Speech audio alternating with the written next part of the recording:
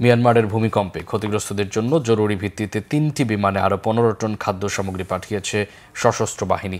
বাংলাদেশ সেনাবাহিনীর একটি ও বিমান বাহিনীর 2টি পরিবহন বিমানে এসব মানবিক সহায়তা পাঠানো হয়। এর মধ্যে রয়েছে উদ্ধার সরঞ্জামাদি সহ একটি উদ্ধারকারী দল এবং জরুরি ওষুধ সামগ্রী সহ আরেকটি চিকিৎসক দল। মিয়ানমারের রাজধানী নেপিদোর উদ্দেশ্যে যাত্রার আগে এক ব্রিফিংয়ে এসব তথ্য জানানো হয়। 55 সদস্যের উদ্ধার অভিযান ও জরুরি চিকিৎসা সহায়তাকারী দলে নেতৃত্ব দিচ্ছেন সেনাবাহিনীর কর্নেল মোহাম্মদ শামীম ইফতেখার। প্রতিবেশী মিয়ানমারের ক্রান্তিকালে বাংলাদেশ সরকারের এই মানবিক উদ্যোগ বাংলাদেশের প্রতিবেশী সুলভ আচরণ প্রকাশ করে। এর মাধ্যমে মিয়ানমারের ক্ষতিগ্রস্তদের দুর্ভোগ কমানোর পাশাপাশি দুই প্রতিবেশী দেশের সরকার ও জনগণের পারস্পরিক আস্থা ও বিশ্বাস বাড়াতে সহায়ক ভূমিকা রাখবে।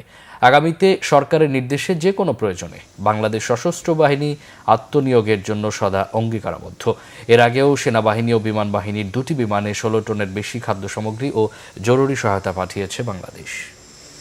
55 সদস্য বিশিষ্ট বাংলাদেশ সহায়তাকারী দল সেনাবাহিনীর কর্নেল মোহাম্মদ শামীম ইফতেখারের নেতৃত্বে মিয়ানমারের ক্ষতিগ্রস্ত এলাকায় উদ্ধার অভিযান ও জরুরি চিকিৎসা সহায়তা প্রদান করবে। উদ্ধারকারী ও চিকিৎসা সহায়তা প্রদানকারী দলের পাশাপাশি আজ আরও 15 টন ত্রাণ সহায়তা মিয়ানমারে প্রেরণ করা হচ্ছে। এর মধ্যে রয়েছে শুকনো খাবার, বিশুদ্ধ পানি, তাঁবু, হাইজিন প্রোডাক্ট এবং ঔষধ। মিয়ানমারের ক্রান্তিকালে বাংলাদেশ সরকারের এই মানবিক উদ্যোগে সশস্ত্র বাহিনীর পাশাপাশি বাংলাদেশ সরকারের সংশ্লিষ্ট কার্যালয় এবং মন্ত্রণালয় পূর্ণ সহায়তা প্রদান করেছেন।